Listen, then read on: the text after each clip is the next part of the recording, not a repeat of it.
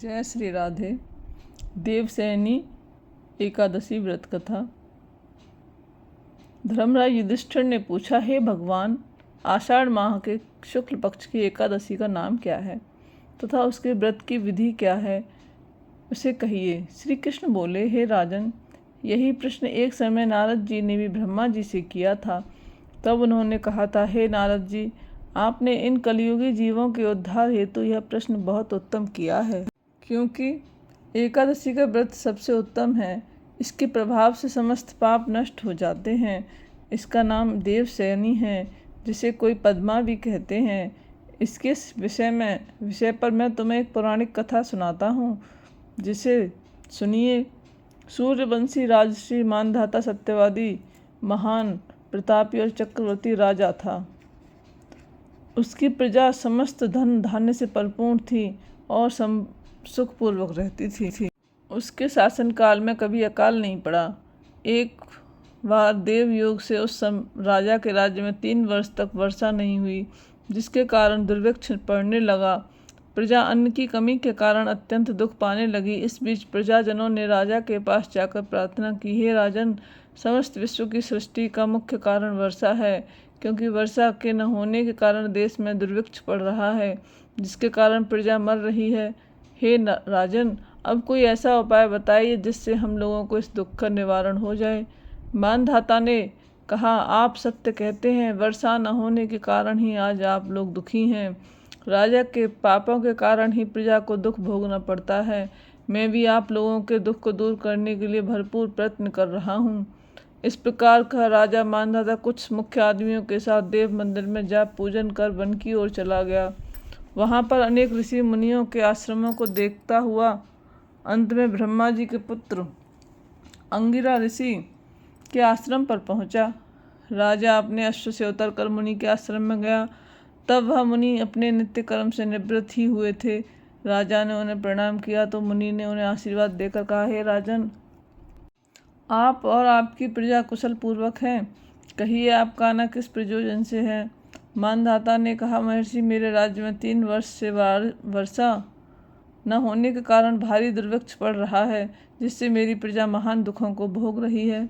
राजा के पापों के प्रभाव से ही प्रजा कष्ट पाती है। मेरा अनुमान है कि मैं धर्मानुसार ही राज्य करता हूँ, फिर भी मेरे राज्य में अकाल पड़ने का कारण क्या है। अतः प्रजा के कष्टों को दूर करने के लिए कोई उपाय बताइए। ऋषि ने कहा, हे राजन, यह सतयुग सब युगों से श्रेष्ठ युग है। इसमें धर्म के चारों चरण सम्मिलित हैं और धर्म की सबसे अधिक उन्नति है। इस युग में ब्राह्मणों को वेद पढ़ना, तपस्या करनी चाहिए, किंतु आपके राज्य में एक शूद्र तपस्या कर रहा है। इसी कारण से यह सब हो रहा है। यदि आप दुर्भिक्ष को दूर करना चाहते हैं तो उस शूद्र को मार दीजिए। राजा ने कहा, हे मुनि, यह तो अधर्म होगा। मैं उस निरपराध शूद्र को नहीं मार सकता हूँ। ऋषि ने कहा, यदि तुम यही चाहते हो तो आषाढ़ माह के कृष्ण पक्ष की पद्मा नाम की एकादशी का विधि पूर्वक व्रत करो। इस व्रत के प्रभाव से तुम्हारे राज्य में वर्षा होगी, जिससे आपकी प्रजा को कष्ट दूर होंगे। तब मुनि के वचन मानकर राजा अपने नगर को लौट आया और जिस प्रकार कहा था उसी प्रकार पद्मा एकादशी के व्रत को किया। उस व्रत के प्रभाव से राज्य में वर्षा हुई और प्रजा को सुख प्राप्त हुआ। यह व्रत सभी को करना चाहिए। इसके करने से इस लोक में मुक्ति मिलती है। इसकी कथा के कहने व सुनने से तथा पढ़ने से मनुष्य के समस्त पाप नष्ट हो जाते हैं। चातुर्मास्य व्रत भी इसी एकादशी से प्रारंभ होता है। युधिष्ठिर ने प्रश्न किया, हे भगवान, विष्णु भगवान का शयन व्रत किस प्रकार से किया जाता है, वह सब प्रकार बताइए। श्री कृष्ण ने कहा, हे राजन, मैं आपको विष्णु शयन व्रत का चातुर्मास्य व्रत की विधि कहता हूँ, जिसे आप सुनो। जब कर्क राशि में सूर्य नारायण हो तब विष्णु भगवान को शयन कराना चाहिए, और सूर्य जब तुला राशि में प्रवेश करे तब विष्णु भगवान को उठना चाहिए। अधिक मास में भी इसी प्रकार से किया जाता है।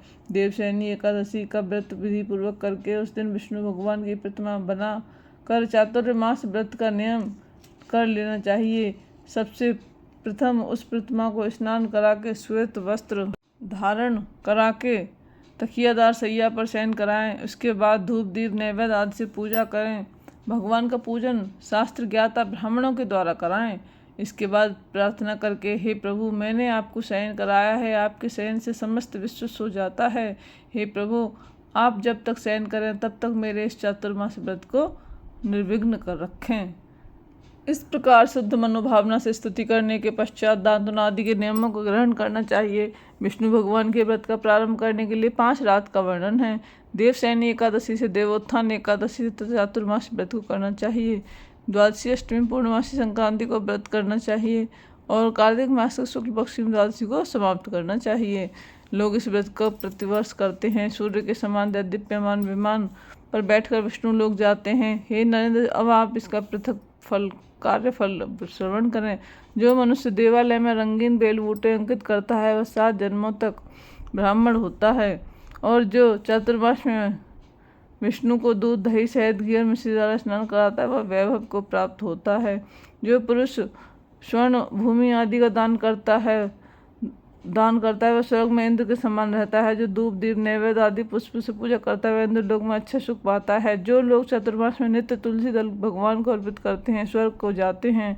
जो धूप दीप से विष्णु भगवान की पूजा करता है वह अनंत संपत्ति पाता है। जो चातुर्मास में नित्य प्रति अश्वत्थ वृक्ष तथा विष्णु की पूजा करता है तो वह विष्णु लोक को प्राप्त होता है। चातुर्मास में जो पुरुष संध्या के समय देवताओं तथा ब्राह्मणों का दीपदान करते हैं वह विष्णु लोक को जाते हैं। जो मनुष्य भगवान का चरणामृत भक्तिपूर्वक लेते हैं वे संसार के आवागमन रूपी चक्र से छूट जाते हैं। जो देव स्थान में गायत्री मंत्र का 108 बार नित्य जप करते हैं वह किसी प्रकार के पापों में लिप्त नहीं होते। जो मनुष्य चातुर्मास में तिलों से गायत्री होम करते हैं, उन्हें समाप्ति पर तिलों का दान करते हैं, उनके समस्त पाप नष्ट हो जाते हैं, उन्हें निरोग शरीर तथा सुंदर संतान पैदा होती है।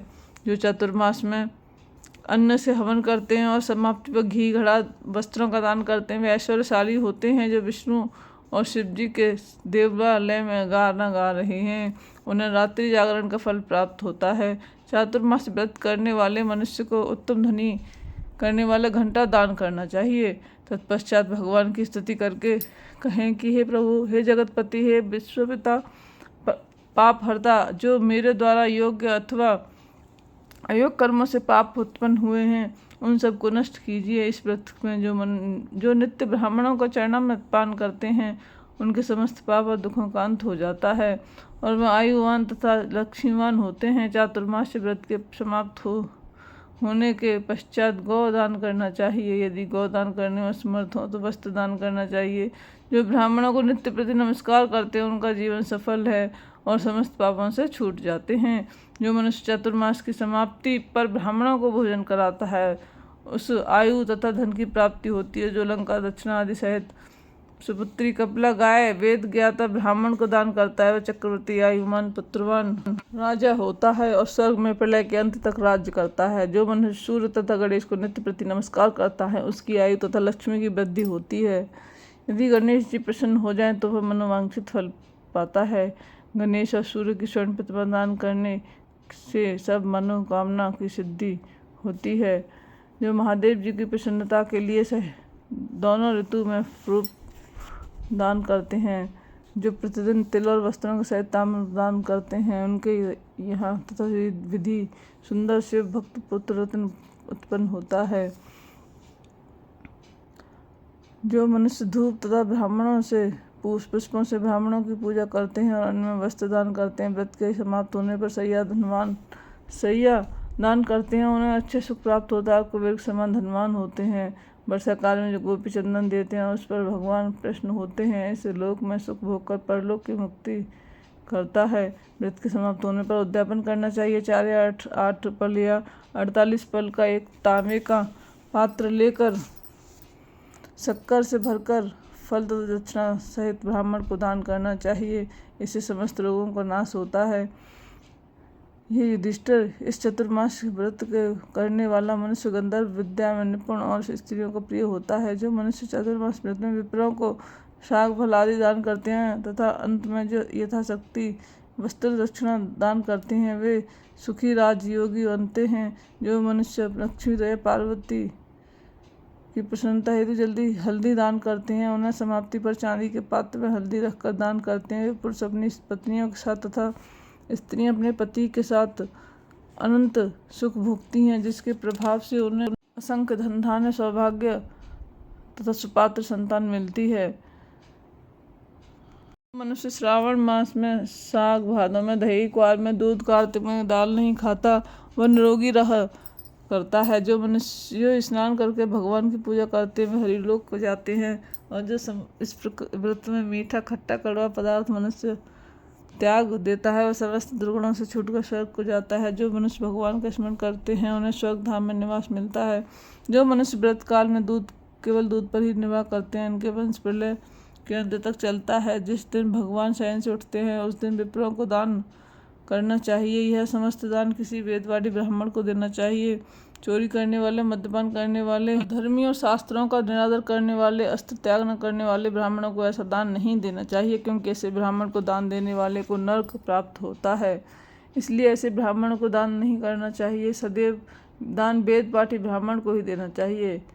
जय श्री राधे। ओम नमो भगवते वासुदेवाय। बोलो लक्ष्मी नारायण भगवान की जय।